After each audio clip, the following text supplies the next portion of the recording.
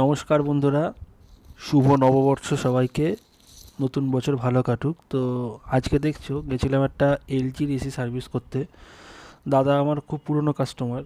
ওনার সমস্যা হলো মেশিনে নোংরা পড়ে, তাকে প্রচুর নোংরা পড়ে। এটা অক্টোবর মাসে সার্ভিস হয়েছে, তারপরে দাদা জাস্ট 1 মাস চালিয়েছে গরমে। কি নোংরা! তো ফোম জেট ওয়াশ হবে।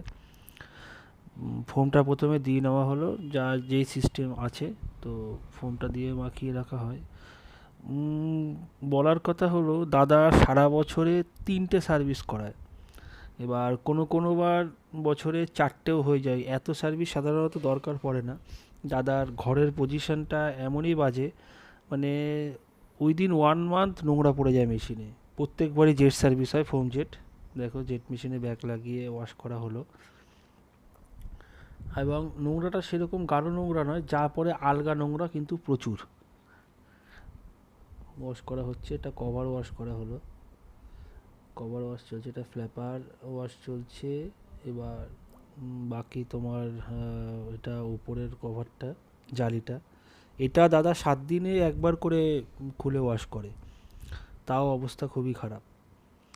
তুলনামূলক আউটডোরে নোংরাটা একটু কম পড়ে, কিন্তু এবছর আউটডোরে নোংরাটা একটু বেশি পেয়েছিলাম।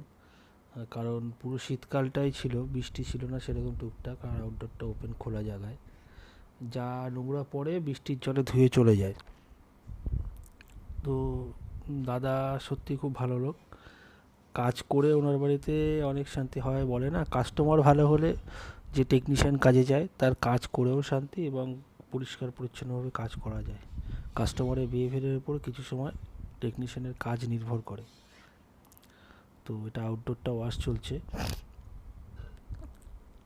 আর তোমরা কে কে এসি সার্ভিস করিয়েছো বা করাওনি, করিয়ে নিও এসি সার্ভিস। দরকার পড়লে আমার নাম্বারে একবার যোগাযোগ করতে পারো যদি তোমাদের দরকার হয়। আমি রানাঘাট কভার করে আপ টু 15-20 কিলোমিটার পর্যন্ত কাজ করি। শান্তিপুর, হবিবপুর, এদিকে আরনঘাটা, বহিরগাছি, চাকদা, পালপাড়া, যতটা করা যায়। ঠিক আছে? তবে একটু চাপের সময় এদিকে দত্তপুলিয়া পর্যন্তও যাই। যদি দরকার হয় তো যোগাযোগ করো কেউ আমার নাম্বারে। আমার নাম্বার তুমি আমার ফেসবুকে পেয়ে যাবে। দেখো কুলিং ঠিকঠাক আসছে। ওকে, চল।